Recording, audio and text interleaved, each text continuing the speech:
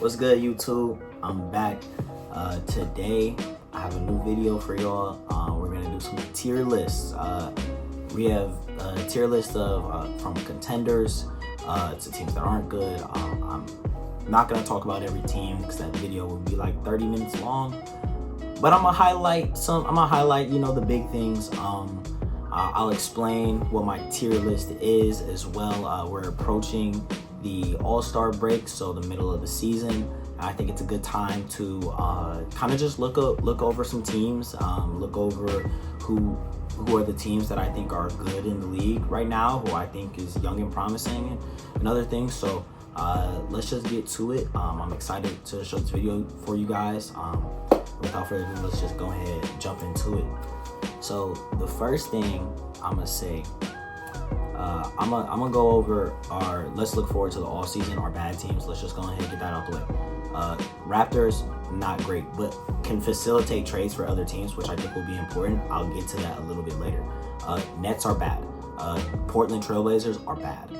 The Hornets, fun to watch. Brandon Miller getting hurt sucks. LaMelo can't stay healthy, which also sucks. But not great. Utah, have Lauri Markkanen, have Colin Sexton, have John Collins, actually have pieces that they might be able to trade. And I think the league would love for them to get a Cooper Flag or something like that. But they still suck. The Wizards also really suck. So let's just look forward to the offseason for all of those teams. There is no reason for any of them to try to trade unless they are trading for draft picks. Otherwise, just let your young players play and see what you have in them. So now we're gonna go to no man's land.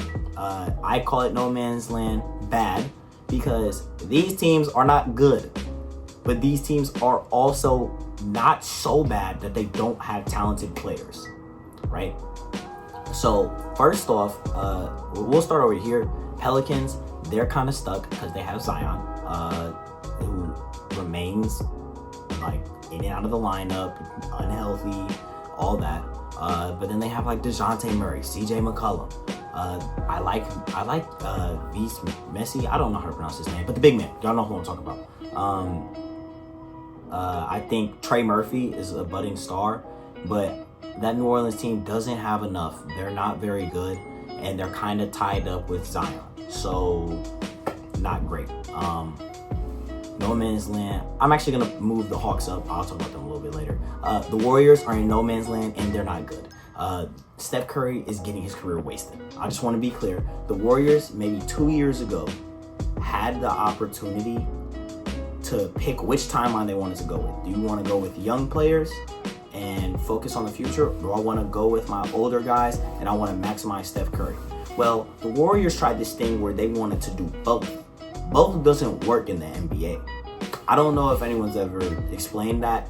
You guys have heard somebody explain that, but both normally doesn't work. The Warriors winning their championship in 2022 while maintaining Jordan Poole and a younger core is kind of rare, especially when you have an older star, right?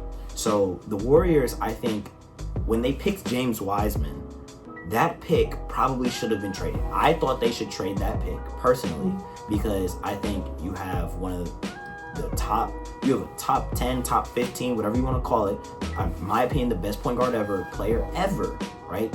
On your roster, I think you have to maximize his peak or how long he will be good, or a top 10 player, top 15, top 5, whatever you want to call it. A top player in the NBA. You have to maximize that time period. And the Warriors chose to try to focus on also building for the future. Now, that didn't work out very well. James Wiseman ends up being a bust, right? Brandon Podziemski has not turned out the way they thought he would.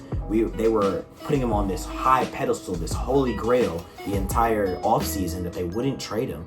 And now he's turning out to not have a good year at all.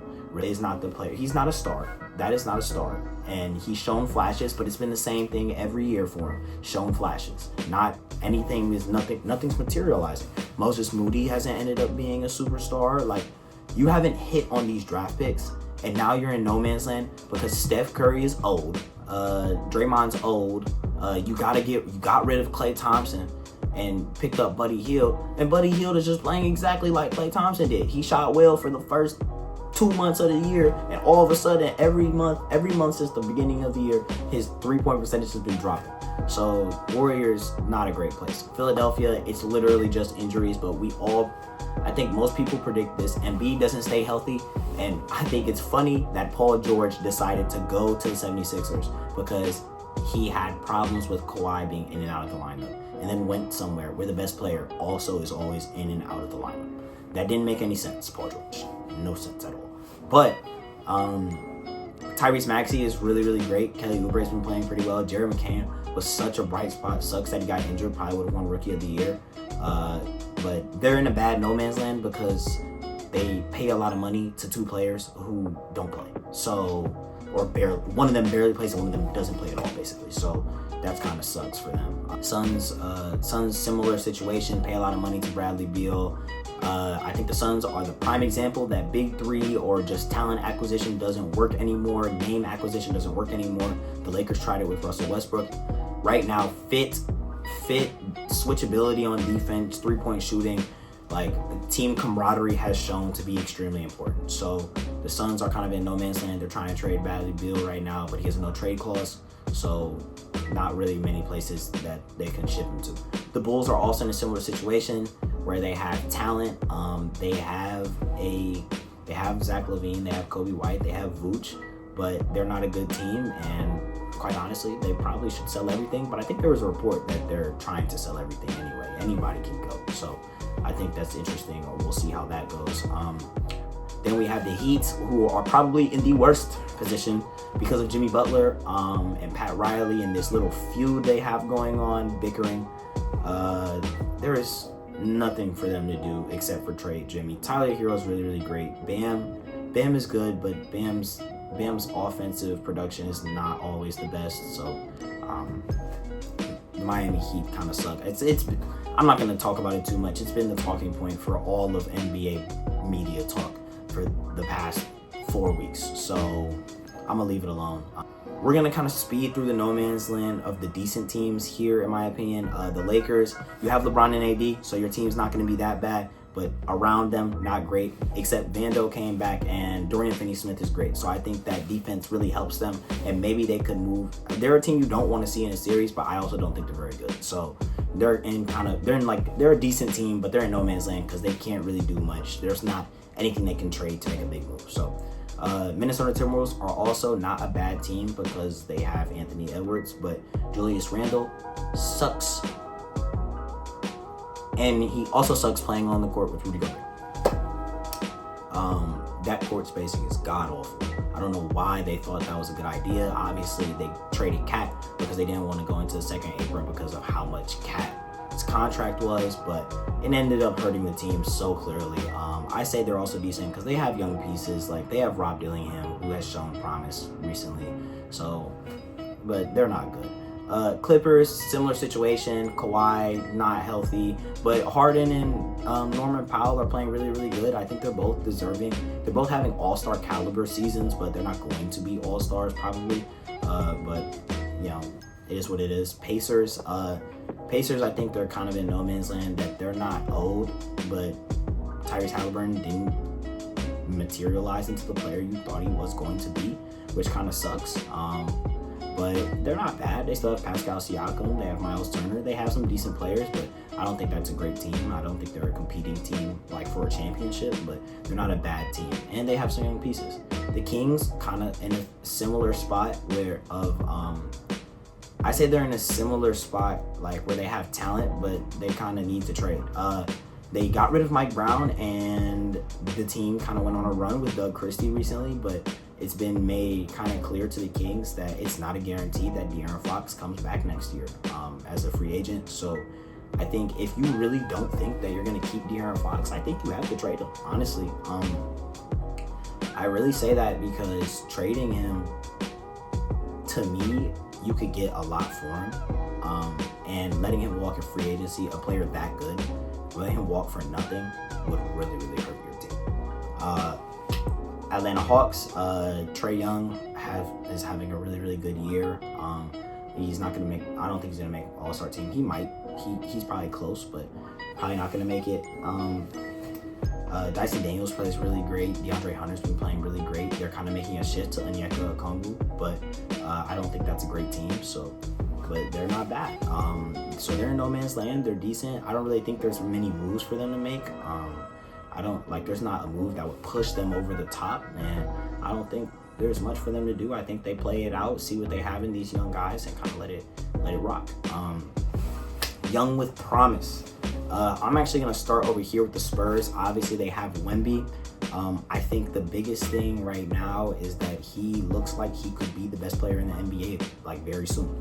And then they also just drafted Stephon Castle, who was my pick for Rookie of the Year, and he's in contention. Khalil Ware, actually, for the Heat is also in contention now, but Stephon Castle has been playing really, really well. Defensively, he's great. He's better offensively than most people expected him to be this year as a rookie, so which helps. So I think Chris Paul has definitely done wonders for that team, probably as a vet. They also probably are the front runner to get De'Aaron Fox if it comes through a trade, because they have so much to trade. But the only thing that would suck about that is I think the Kings are going to demand Stephon Castle if they trade for De'Aaron Fox. But Fox and Wemby would be a nasty combo. But they're young with promise. I love that team. They're actually kind of fun to watch, especially because of Wemby, but they're not bad at all. Memphis, young with promise again. I don't think they're a contender, not yet. I really do think they need a wing. In my opinion, their rebounding's not great because Triple J, Jaren Jackson Jr., doesn't rebound very well at all. But they still have Ja. Jaren is still a good defender. They have Desmond Bane. They have Gigi Jackson. They have good role players too. Edey has been. I actually like Zach Edey a lot. I think he's been playing pretty well. But I don't think that's the team. The Pistons, next up. Cade is a bona fide all-star, and I'm putting them young with promise because Jaden Ivey played really, really well too. And quite honestly, if I'm a Pistons fan, I'm so happy with this year. After that crazy losing streak last year, after basically being the laughing stock of the NBA, the Pistons end up being a solid team this year where you have veteran guys who are contributing, you have young guys who are showing promise. Lasar Thompson will be a really, really good defender soon. He already is a good defender, but he'll be a serviceable offensive guy maybe soon, hopefully. Then Jalen Duren is not bad at all either. So I think if I'm a Pistons fan, I'm pretty happy. The Magic, man, what can I say? The Jamal Mosley has done wonders for that team. Even with Paolo getting hurt really, really early in the season, they're still a good team. Franz Wagner has played really, really well. And other guys have stepped up. Cole Anthony stepped up. Jalen Suggs on that team. Obviously, Franz's brother Mo is on that team. They are a serviceable team. I don't think that's a team you can sleep on. I think Paolo is a bona fide star. I think he will be a top 15 player in the NBA within the next 2 years. He's really great. So I think they're young with a lot of promise, and I actually like the way the Magic are trending right now. The Rockets, man, there's a lot to say about the Rockets. Amen Thompson is a star. They just found a gem in Amen Thompson to pair with Şengün and to pair with Jalen Green. I don't think you can send him back to the bench when Jabari Smith Jr. comes back. And I actually think this probably was the worst thing that could have happened for Jabari, because Jabari is the odd man out now. He cost too much for them to keep, and I'm going to be completely honest. I see the Rockets as a cross. They are the baby Celtics in the way they're made. I think they have Ime Udoka, who values these really switchable athletic wings, kind of like a Cam Whitmore, like Jabari Smith Jr., like Amen Thompson, like Jalen Green, right? That are capable shot makers, playmakers. And then obviously you have a big man, you have Şengün. I like Alperen Şengün a lot. I think in that way they're kind of like the Celtics. I think Reed Shepherd will end up being their Peyton Pritchard eventually. Now his price point is a little high because he was a top pick, but either way it goes, I think he could be really, really good. But yeah, man, I think Jabari Smith Jr. is probably going to get traded eventually. But as of right now, this team is really, really good. Obviously, they're coming off of 2 wins against the Cavs and a win against the Celtics. So this is not a team you can sleep on. And one of those wins, Dylan Brooks hit 10 threes or something like that. So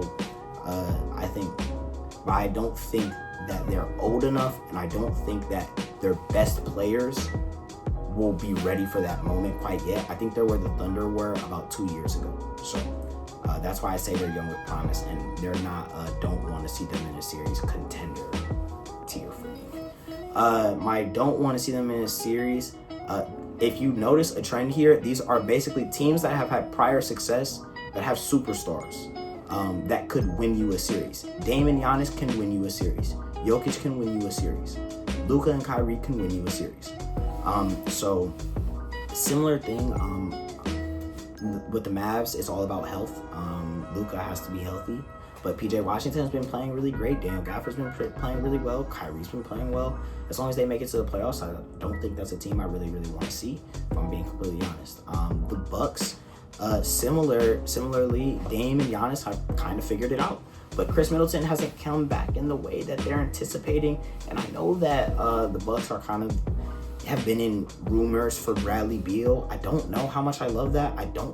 Unless you can convince Bradley Beal to come off the bench, I don't think you trade for him. But Bobby Portis obviously is very good, very good player. You have some other serviceable guys. AJ Green, the shooter, he got a burner though.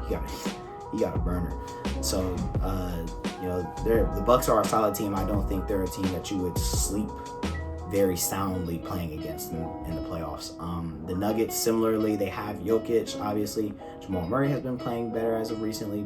Michael Porter Jr. has been playing a little bit better. Christian Braun has had a really good past week, by the way. And then Westbrook, I think the biggest resurgence is Westbrook. Westbrook has this ability. Another player you see who do this is Drew Holiday, where they can kind of play like big man, like on offense, like they kind of play in the dunker spot, and because they have high IQ, they're really useful. And I think Westbrook as a cutter has been really great to pair with Jokic, and somehow it's been working. So I think the Nuggets are a team that you don't want to see either. Now for my contenders, you have the Knicks, the Cavs, the Celtics, the Thunder. The Thunder are the best team in the NBA right now. Their defense is insane. They have the MVP, in my opinion, right now, Shay. Honestly, with them, the Thunder are... When they get Chet back, I don't really know how a team in the West beats them unless it's a more experienced veteran team. But the Thunder are the best team in the league right now. I think it's pretty clear. What they did to the Cavs was kind of embarrassing a couple weeks ago. I was real upset. And that's not too much else to say about the Thunder. They're really great. I can't wait to see what they'll look like when Chet gets back. The Celtics, I would still put the Celtics ahead of the Cavs and the Knicks as of right now. The Celtics have been having a down period. They have not played very well, but that's mostly because they're not shooting the ball really well. And everybody knows the Celtics just jack up threes. They don't jack up threes, but they shoot a lot of them. And with shooting a lot of threes, you kind of have to figure out, you're kind of living and dying by it. Their defense is still pretty good. But Jaylen Brown has also been a big detriment to the team right now, not going to lie. So I think that's something interesting to look at. But at the end of the day, I think championship pedigree, they just went to the finals, obviously. I think going to the finals, it's harder to win in the middle of the year if you just played in June. So a little bit different, but but the Celtics are still a good team, still one of the best teams in the NBA. Cavs, great. As a Cavs fan, it makes me smile to see how good they are, but it also makes me frown to know that Donovan Mitchell has not been doing what I want him to do. But Darius has been playing really well, Mobley and Allen, and I think that's because Donovan has taken a bit more of a back seat. He still made an all-star starter, which I was honestly kind of surprised at, but he's been playing a little lesser of a role, and I think that he has to be the best player on our team when we get to the playoffs, and I think he will be ready But as of right now, what I'm seeing, no. So I'm gonna have to throw that to the I can't throw that to the wayside. So they're a contender, but I don't think they're better than the Thunder or the Celtics. And then the Knicks are the last team. The Knicks are really, really good. They have not shot the ball well recently, I'm pretty sure, but the Knicks are great. And I think the thing that's gonna hurt the Knicks, or could hurt the Knicks, is obviously health. Tom Thibodeau is known for playing his players super heavy minutes. He has played them insanely heavy minutes. Josh Hart basically plays the whole game at this point. He scaled it back recently, but Mikal Bridges, OG Anunoby, Josh Hart, they all play heavy minutes, and that's really hard to sustain, especially going into the playoffs. So I think the thing that the Knicks have to be most scared of beating them is themselves and their health. And so I think Tibbs is going to have to do a good job of keeping those guys healthy and, not risking them before you get to the playoffs.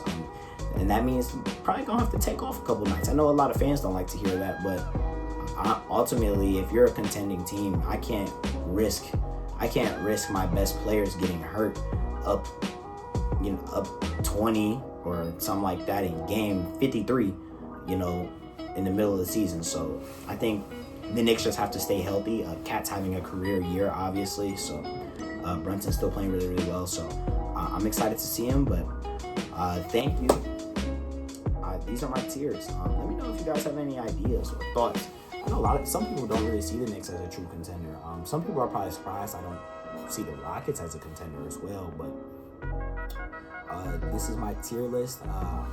Hope you all enjoyed this video. I'm gonna have another one coming out soon with the All-Star game, with the reserves coming out soon. I'm pretty sure they come out soon. So I'm gonna react to that and give my thoughts on why maybe a player didn't make it, who I thought should have made it over a certain player. So I'm gonna do a little bit of that.